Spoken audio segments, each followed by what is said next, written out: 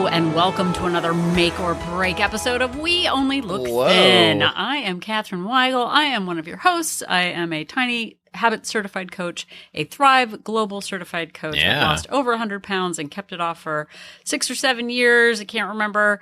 And with me today is Donald Weigel, and I'm here making it or breaking it, and I have lost about 100 pounds. I've kept it off for coming up on 7 years, and I am here to talk about it. You are. Doesn't it sound dramatic when it says make or break? Like everything is riding on this one episode. Absolutely. It's either going to happen or it's not. But this is the one. This is the make or break episode. Well, and you know what is great about it also is that we have just completed daylight saving time. It's over, everybody. No more the tyranny of saving daylight is ended. But the good news is that no matter how bad this episode is, no matter how much we break it, you still have an hour of falling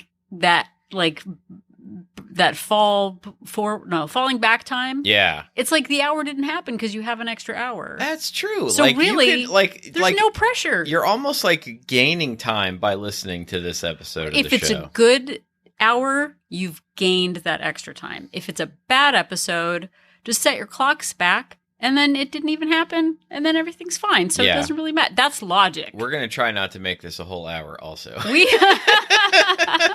Let's see what we can do to not make it a whole hour. We have been known to talk before. Oh, geez. It's a thing that has happened. That's how we make or break it, man. Yeah. But the tyranny of daylight saving time has ended. It is over until March, I believe. And we can move forward in the dark. In the dark. But we've fallen back. It's light right now. It's full of promise. It's early days, man. I like how you put a positive spin on it. I think we should just go 2 hours forward and just stay there forever. Wow, that is a lot. I would much prefer it was light out at like 8 or 9 p.m. than dark at 5. So as with any question that we ask, any problem we're trying to solve, are we willing to put in the work to make the change? Are you ready to lobby the earth? to just the people of Earth to change this? Or is your time better spent on healty habits? I'm just asking. Okay, you didn't have to give me that either or. I want to lobby the earth personally. But we have to decide how to spend our finite energy. And one person who has helped me redefine my finite energy is friend of the show, Gretchen Rubin. Very close friend of the show, Gretchen Rubin. And as we leave the Halloween season behind us and look forward towards the Thanksgiving season, we thought to ourselves, what are the 2 things we are most thankful for? And the first one that came to mind was Gretchen Rubin. Oh, Gretchen Rubin. And the second one that came to mind was habit formation. And they both, what fun it is to ride in this life with you. I mean, there's nothing more enjoyable and satisfying than forming a new healthy habit. Oh boy, what a joy. That extra hour. Oh, what fun. What a lark this is. No, absolutely. And so Gretchen Rubin, if you don't know, author-ess, she author. She author. Oh my gosh, it's so terrible. You made me say it. I'm not actually. I did. I'm not actually sexist, but it's a good joke. Wait, if you have to say you're not actually sexist, that's not good. That's probably not good. Yeah, fix right? this in post, man. Okay, I'll cut out all the parts that make me look bad. So she has a book called Better Than Before, and it's all about strategies that you can use to make or break habits. And she wrote an article that's free for anybody with the internet to read on her website called 21 Strategies for Habit Formation. But don't listen to it. Don't read it. Listen to us instead. We do a better job. We take her news and we make it better. That's right. And talk it. We're going to look, 21 strategies that's a lot. That's a lot. That's a lot of strategies. So I believe we're only going to talk about the first 4 on this episode. But the good thing about having 21 strategies, and she says this, is that you can pick and choose the ones that resonate with you, that make sense to you on how you can either make or break habits. Yeah, it's not a one size fits all solution. And I think when we hear people with very strong opinions of one way to do something, they are so confident that you think that they're right. And when it doesn't work for you, you feel like you are an outlier failure who is just not good at things. When in fact, we have many options of ways to get things done. And the more we realize that we can adapt and accommodate based on our own needs and desires, the more empowered we are to take responsibility for our habits, which, as we said, is the most fun you can have in November. That's right. Taking responsibility for your habits. I need to write that down. Taking responsibility is the most fun you can have in November. So, as we were saying, that one size fits all solutions to habit change don't really exist. There isn't one, clear path, and the plan that makes the most sense for you is probably doesn't have a name on it. So all of these companies try to come up with these one size fits all, and it would be great if there was like a magic solution that just worked for everybody, but that doesn't exist. So we're going to give you these first 4 strategies for habit formation, and then in subsequent episodes, we're going to go over some more of them. And you can pick and choose and start with the ones that make the most sense to you. Exactly. So Donald was saying plans like Weight Watchers give us detailed instructions on how to get something done. And that can be a big relief to us. Oh boy, someone else has figured it out. But again, we get discouraged when we can't conform to the plan. And knowing yourself better, for me personally, has been so freeing in terms of creating a structure and a plan that works best for me. And one of the big ways that I have gained better understanding is with Gretchen Rubin's first suggestion for habit change, which is understanding what she calls the 4 tendencies. We have talked about it before on the podcast. She actually wrote a whole book about it. And what's it called? The 4 tendencies. Oh, wow. That's amazing. Yeah. Unlike us who obfuscate our titles, she just says what it is. Yeah. It's about habit change. A book about the 4 tendencies is called The 4 Tendencies. I love how I go to museums and I will be, artists. You see these wonderful, amazing, creative, paintings and sculptures that they make. And you think to yourself, these are the most creative, inventive people at all. And then you're looking at a painting of a beautiful sunset, and the title of it is Painting of Sunset. Yeah, wow. They put it all on the page. It's all on the canvas. They painted it up, and it's for you to come up with the creative the creative name. So there are lots of personality tests out there, but this one in particular, the 4 tendencies, is about expectations, especially when meeting deadlines or achieving a goal. And she posits, that's right, I said posit, everybody, that there are 4 specific types of people who you might have like a little bit of some and a little bit of another, but each of us sort of has a primary way of being accountable.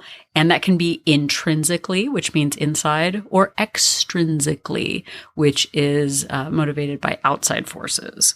And just to give you a couple examples of that, there's outer expectations, like Catherine was talking about. That is like you have to meet a work deadline, or you're in school and you have a project that's due. Or inner expectations, which is something that you're like a goal you've set for yourself, where you want to keep a New Year's resolution. And each of these tendencies describes how you respond to those expectations. Right. And she actually has a quiz that you can do too. If you look up Gretchen Rubin quiz, you can find it there. But here are the 4 personality types. The first is upholder. I'll just read them all and then I'll describe them. Upholders, questioners, obligers, and rebels. Yeah. So I like to think of it in terms of like logos for different sporting good companies. Oh. So an upholder, you're looking at Nike. Upholders just do it. They just get it done. Right. Yeah. Just do it. You yeah, all know people why like don't you that. Just do it. So upholders respond readily to both outer and inner expectations. They work hard to meet others' expectations and their expectations for themselves. So we all know that person who's like, I wanted to lose weight, so I did it, and now it's done. And why don't you just do that too? Just eat less. That's all you need to do. Yeah. Right? Those are the people that make you feel foolish for maybe needing a little bit more accountability or like other people to help you through the process. I definitely have upholders in my life who don't understand that I need more of a safety net in order to get something done. Yeah. And I envy the people who are upholders. They say they're going to get something done and they get it done. It doesn't mean that there's anything wrong with them. It's just, or right with them, but it's just, again, these aren't value judgments. It's just the way they do it. So again, that would be like Nike, just do it, get up, just, no excuses, get it over with. I do have family members like this, and it was really helpful for me to understand that it is just the way they are wired for accountability. They just get it done, and that's totally great. Yeah, and there's also something that I've made up, which is a fake upholder, which is those naturally thin people in your lives, which you know that they're out there. The people who have never had to try very hard to maintain a healthy weight. They just have the genes or the upbringing or the genes and the upbringing that has allowed them to effortlessly maintain a healthy weight their whole lives. And they don't really understand why I can't. I was going to say why you can't, but why I can't. And it's just like, well, why don't you just eat less? Why don't you just exercise more? And it's not necessarily that they are doing anything that is, special or keeps those habits going, but they think there is something wrong with you because you can't do what seems easy to them. Right. So the next one is, and this was very helpful for me being married to one, the next category is the questioner. So why would you think that I'm a questioner? See what I did there? So again, an upholder is just do it. And a questioner might say, give me a good reason to do it. So they are the logical Vulcans of your health goals. If they have data and statistics and reasoning, they will move forward with a choice. Look, I just want you to live long and prosper. I don't know why you think I'm a Vulcan. Yep, he's all mine, everybody. He's all mine. Yeah. But questioners question all expectations and will meet an expectation only if they believe it's justified by reason, logic, and fairness. And unlike upholders, they follow their inner expectation. So again, if I can give Donald a good reason to do something, he will do it. But if he thinks it's illogical or a waste of time or just doesn't make sense, he's less likely to do it. So recognizing that Donald is not emotionally based, like it's like, do it for me. He'll be like, well, I'm not going to do that for her. But that's not true. No. But I'm just saying, like, a question would, like, I'm just going to reenact your conversation with your doctor. Okay, doctor, you have diabetes. Donald. Okay, well, what does that matter? Doctor, well, your leg could fall off. Donald. Okay, I will lose weight to get rid of diabetes. Like that information was like message received. I don't want that to happen, and so I will make a change. And this also manifests itself for me in the researching over and over again, trying to find the perfect solution to something, the perfect piece of exercise equipment. Like, well, okay, so I'm supposed to use dumbbells. Well, what are the best dumbbells out there? I need to optimize, read all of the reviews. I need to get the best ones. And I will say, I know this wasn't the point of bringing this up, but for me, knowing that I'm a questioner, figuring that out has really helped me to recognize when I'm really sort of spiraling and trying to get more information instead of taking action, and has really sort of forced me just to like, okay, I'm just going to pick this one and go, and I'm not going to like, live my life just doing research and trying to find the perfect thing. I'm going to actually just do it. And it has really helped me to get things done in my life. Right. And I mean, and things like policies, like I am going to research 3 types of running shoes, and I will make a choice from those 3. I don't need to research every single model in the entire world. Yeah. So just because you have a tendency doesn't mean that you can't recognize it, or like you have the opportunity to recognize it, recognize its traits, and then adapt to the situation to make sure that you're making progress on your goals and not just thinking about it. So those are questioners. The next, which is actually the biggest group and one that I am a part of, is the obliger. You feel obligated. So that is, you respond readily to outer expectations, but struggle to meet inner expectations. So these are the people who are the acts of service. If someone calls upon me to do something, I will help them out. But for me, doing something for myself can be very difficult, because like if I say like, oh, well, I really want to exercise. Well, I don't really have time for that. I got other stuff to do. But if someone else says, hey, Catherine, will you go to this exercise class with me? Yeah. Then I'm like, oh, they're counting on me to get it done. So instead of just do it, mine is let's do it.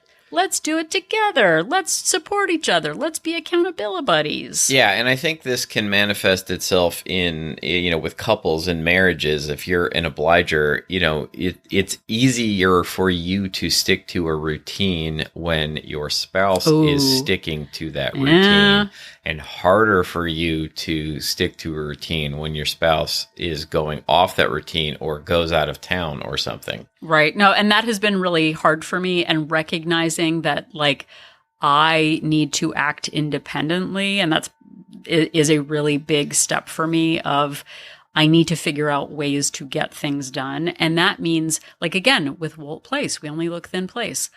I needed external accountability. I didn't even know I needed external accountability. Right. I need people to talk to and people to cheer me on and people to cheer on. Donald's a lone wolf, man. He's got the data and he just scrambles off with his data. He doesn't need people. Yeah. I'm lucky we're married. It's pronounced lone wolf. Lone wolf. Yeah. So obligers want other people involved, whether that's taking a class, having a coach, having other people on the same journey venture. That can also be part of an obliger, is having the resources and tools, like having habit trackers or overviews or reward systems. They are driven by kind of those external indicators. It doesn't mean anything is wrong with anyone. It's just kind of inherently how you're built. And then the last one, and this one can be challenging. I think they all come with their challenges. For sure. Are rebels. Rebels resist all expectation. Yeah. Inner, outer, themselves, others. Even if things they want to do, they won't do, because nobody can tell me what to do, not even me. Not even I can tell myself what to do. I'm going to do the opposite of what I'm telling myself to do right now, because I need to feel freedom, man. Well, and I think many of us have many of these qualities in us. For example, and I know like Donald and I do this, if I was just about to do something. Oh, this kills me. Like, okay, I'm going to do a thing. And then Donald comes in and is like, oh, hey, were you going to do the thing?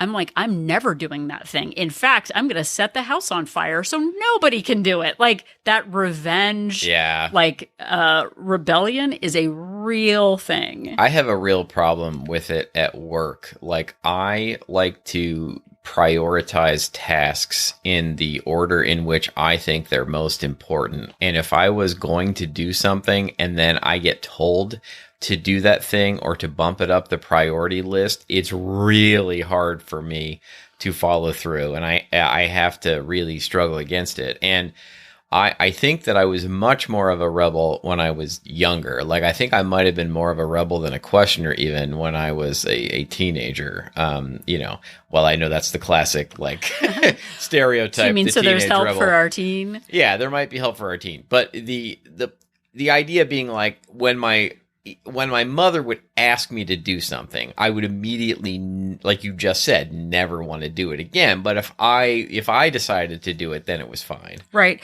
Well, and it gets back into having a physician or a teacher or a well-meaning parent say, you really should be working out. You really should eat less. You really should be doing X. Even if you know in your heart that they're right, the desire to rebel against it is so strong that you end up self-sabotaging. It's like, nobody can tell me what to do. Not even me. I'm a free spirit. But the way to counteract that is to really focus on your identity, choice, and freedom. Like we said in the last episode, as adults, we have the freedom to design our lives the way we want to, not because other people set that expectation for us, but because we intrinsically see ourselves as active people, intelligent people, curious people, outgoing people, outdoorsy people, focusing on that identity as I'm not exercising because I'm told to do it. I'm exercising it because I'm getting trained for life, man. Yeah. And you can't tell me not to exercise, man. Well, and it's that reverse psychology of like, no, you can't do it. If someone tells you can't do it, you're much more likely to try. So recognize that impulse in yourself, and also recognize that there are certain fights of independence and rebellion and, unique ways of looking at things that make sense. But it is not rebellious to spend all of your energy being weird and unique for low value items. Like, I don't know where I'm going to sleep every night, man. That's like, the big mattress telling you where to sleep. I'm not doing that. Exactly. Like, do I really want to expend all my energy, deciding where I'm going to sleep every night? Or do we put some systems in place of you know what?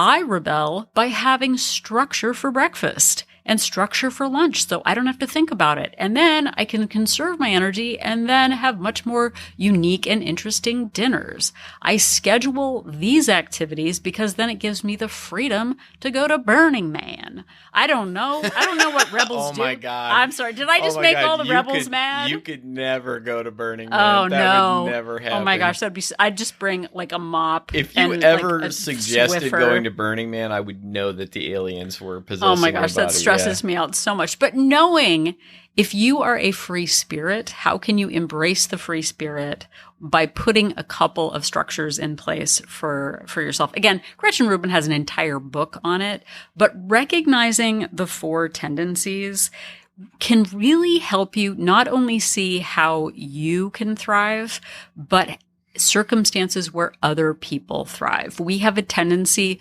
to look at things our own way and think, being a questioner is the best. Well, being in a support group is the best. Well, just doing it is the best. Well, being a rebel is the best. It's not the best. It's just unique. And recognizing that each of them have pros and cons, and working with your tendency, not against it, can help you. So for an obliger like me, what will help me grow? I like accountability. I like structure. I like classes. I like other people counting on me. And knowing that just means that I can call upon those resources.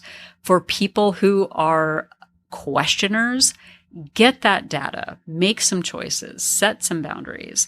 And for rebels, and really for anyone, what is your identity? Are you a daredevil? Are you an activist? Are you an active person? Do you see yourself as independent? Guess what? You can be more independent if you take care of your body into longevity. So what kind are you? What other shadow tendencies do you think you have on the side? And use them for your benefit. Again, Gretchen Rubin has a quiz, the 4 tendencies quiz. You can find out which one you are. And if you don't want to take the quiz, you're a rebel. And if you're questioning why, you are a questioner. And if you want to take the quiz, then you are an obliger. And if you don't need a quiz, then you're an upholder, and then you don't have to take the quiz. So I just solved it all for you. so now nobody has to take the quiz because you know what you are. Yeah. All right. So That was a big one. So number 2. Yeah, the next ones are smaller. We're only on to the second one, but this is why we're only gonna do 4 today. Number 2, the second strategy is distinctions. I love these. And this is realizing that it is important to recognize aspects of your nature related to habit formation that don't have to do with inner or outer expectations. And this allows you to avoid wasting energy, time, or money. For example, are you a morning person or a night person? And, what does that have to do with it? Well, realizing that you exercise much better in the morning, or you're more likely to exercise in the morning, is really important if you figure that out. Or figuring out that if I'm much better at exercising in the evening, I'm much more likely to do it after work than I am in the morning, is an important step in figuring when the best time for you is. Well, and I think part of it is recognizing your preferences helps you own your choices. Instead of people saying, the best time to work out is in the morning, the best kind of food to eat is this after you do whatever, recognizing how do I feel about that? What is true for me? So I love those this or that questions. Yeah, and this one doesn't necessarily have anything to do with health and fitness, but she asks, "Are you an overbuyer or an underbuyer?" Underbuyer. Do you buy? Yeah, and I'm an overbuyer. I never like to run out of everything, so I want to buy the maximum that I can buy, so that I don't have to go back to the store and get it again. Do you prefer familiarity or novelty? So, do you like doing the same things over and over again when it comes to your health and fitness? Do you enjoy the same activities, or do you want to constantly try new things and shake it up all the time? Figuring that out can really help you with your habits.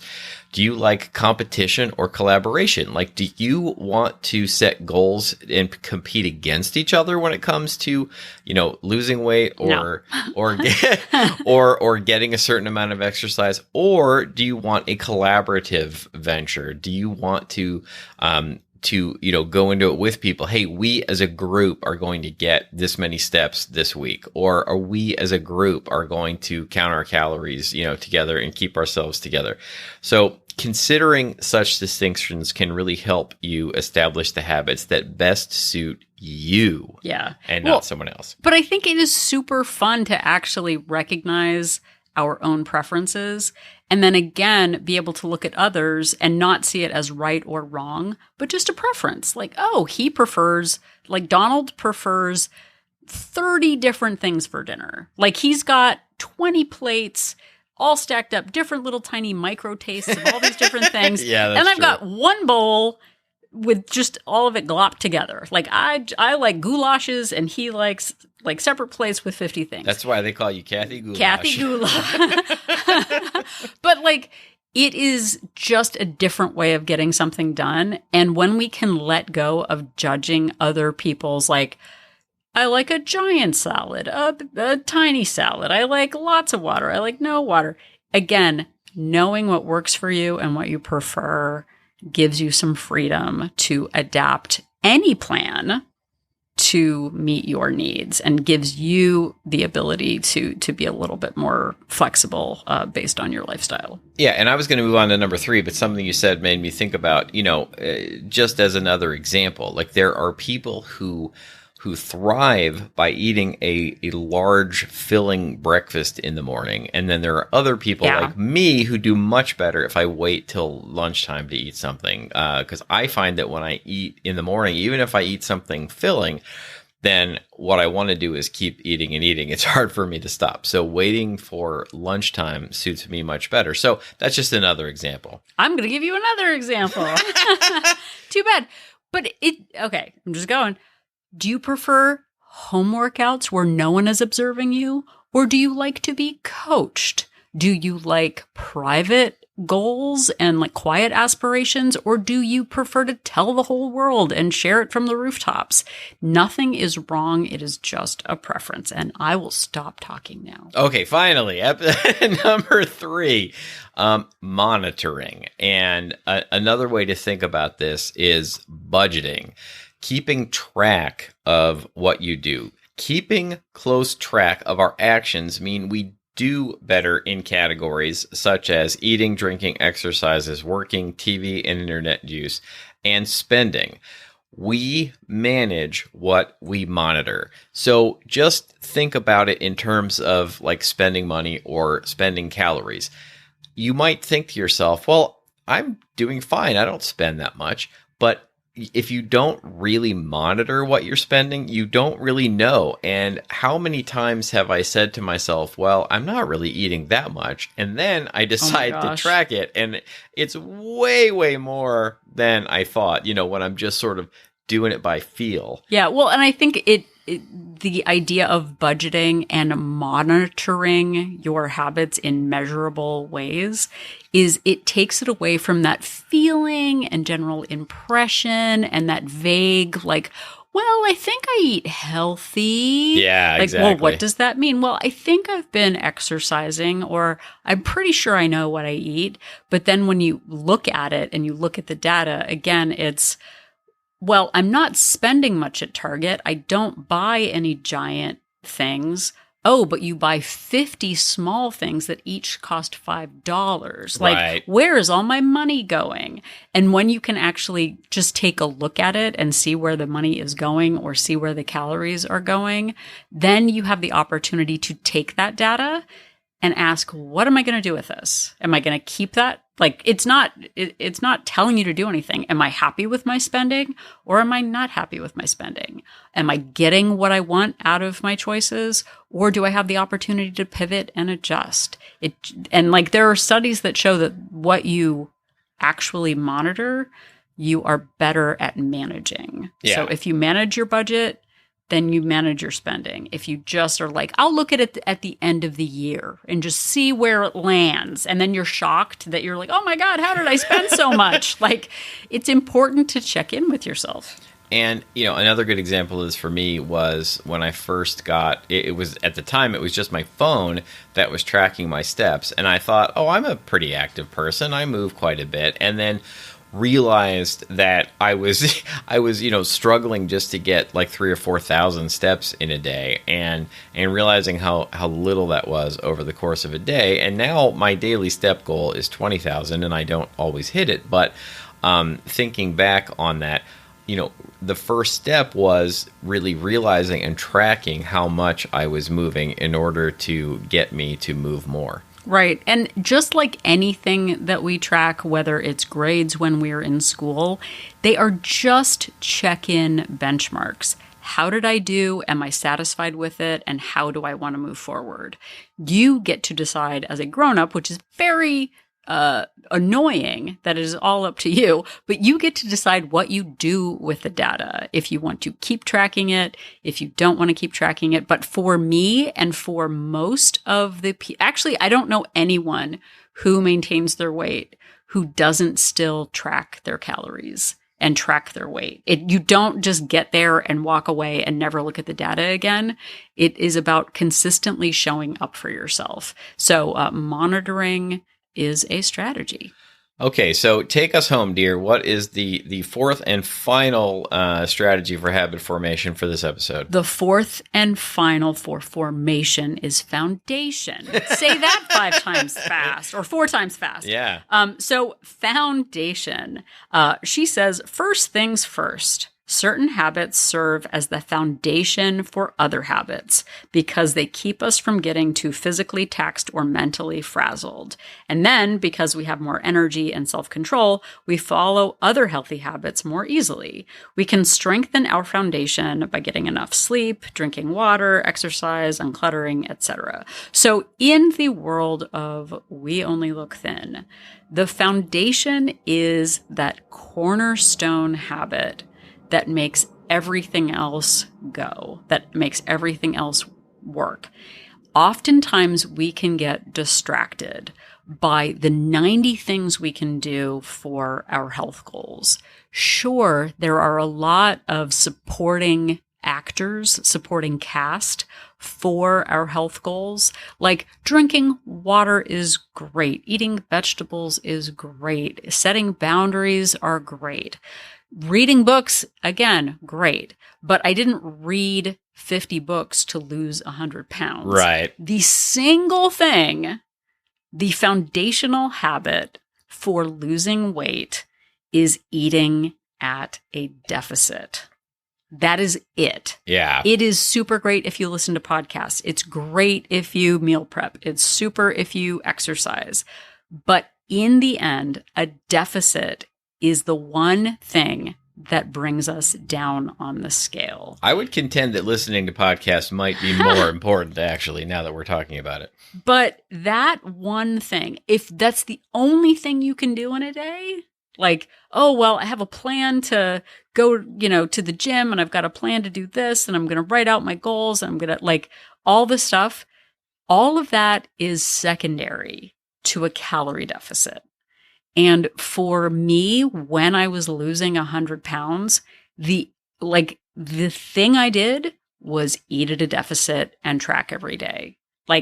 And the way I did that was tracking, which is the monitoring goal, right? You can lose weight without tracking, but it's less consistent and less predictable than if you actually track. So if you are in this joint venture, the question you can ask yourself is, what is the one thing that matters right now? What is the one thing that is going to get me to my health goal? And so when you're overthinking, like, should I sign up for this class or this class? What app should I use? If you get lost in all of these perfect questions, in the end, the deficit is the foundation of weight loss. And if that's what you want, then the deficit is what needs to happen. I know a lot of people who get stuck in, I've tracked for 1,000 days. I drink water every day. I get plenty of sleep. I eat organic food. I eat wholesome food. I eat whole foods. I don't snack. Everything. I churn my own butter. I don't understand. None of that matters. The deficit matters. And so as we're leaving you today, again, Gretchen Rubin has, I can't count numbers, 18 more suggestions of ways to manage your habits. But in the end, that foundational goal is the deficit. So in summarizing this episode, understanding yourself, understanding your motivations, your habits, your preferences, and kind of the foundation of what your goal is can help you toward your goals. So for you, think about it. Do you think you are an obliger, an upholder, a rebel, or a questioner? How can you use your tendency to your advantage? Again, what distinctions can you make about your preferences for how to get things done, and how can you make them work for you? What are you ready to monitor or manage or track toward your health goals? And then again, what is the foundation? What one of those out of the 4 that we've given you, what is one that you actually want to focus on getting a better handle on? For me, I think in the end, that monitoring for me is where I am right now. I need to monitor my weight, monitor my calories, and that will achieve my foundational habit for a deficit. What is true for you? The better we know ourselves, the better we can make any plan work for us, because in the end, we are the architects of our own weight loss success. We certainly are. And you can also work on listening to more episodes of this podcast. Thank you so much for listening to this one, for taking some time out of your day, some valuable time out of your day to listen to this. We are grateful. We have a lot more episodes of the show, and the most recent 300 are available on all of the major podcast platforms. Please subscribe. Set it to automatic download. That helps us a lot.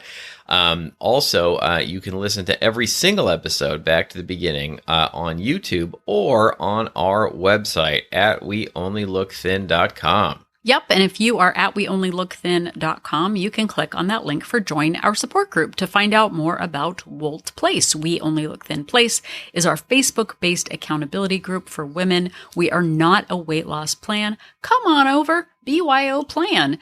Come over with your plan, with your ideas, with your activity, and share in the fellowship. This is a great place for people who like external accountability, those obligers. If you are questioning whether or not to join the group, you can join in 2 different ways: a monthly subscription with a 3-day complimentary trial, or a 3-month subscription with a 7-day complimentary trial to see if Wolt Place is right for you. We do weekly Zoom meetings. There are lots of ways to check in on Facebook. And I know I've said this before recently, but if Facebook isn't super exciting to you, having weekly access to me for an hour to review your habits, your challenges, get inspiration over Zoom is like, I cannot tell you how much that is worth for the going rate of online coaching.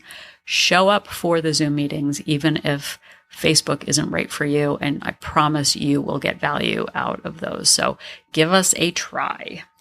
And for you rebels out there, I forbid you from joining and signing up. You're not allowed to do it. Yeah, man. You can also interact with us on social media. We are at We Only Look Thin on Facebook and Instagram. You can also send us an email if you would like. If you have some ideas for habit formation you would like to share, if there is a topic that we haven't touched on in a while that you would like us to touch on, if you have a question, if you just want to send us some compliments, you can do all of those things to weonlylookthin@gmail.com. Yep. And if you would like to help us out, head over to Apple Podcast and leave us a rating and a review. Not only does it let us know that what we're doing after all these years is still making a difference, but it also helps new people find our podcasts. So obligers, do it for me. Upholders, do it because it's the right thing to do. Questioners, why? Because I said so. That's a good one.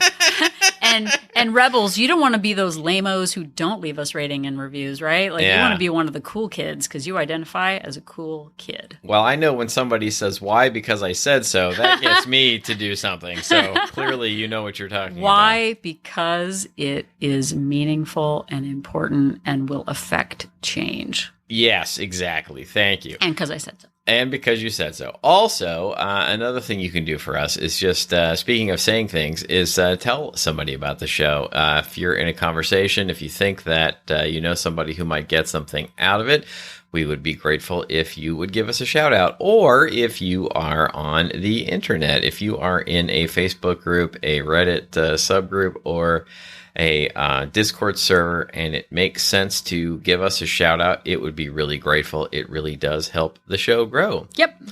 So if you are still trying to think of something that's more fun to do in November than to take responsibility for your habits, you can't do it, but I applaud you for trying. Instead, please just remember that Catherine and I are an inspiration.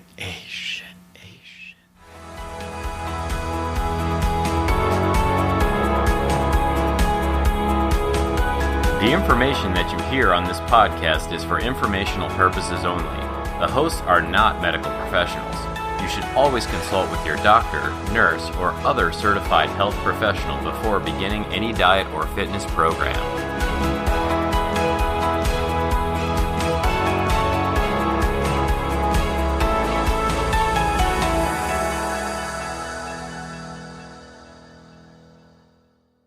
Oink, oink, oink, oink.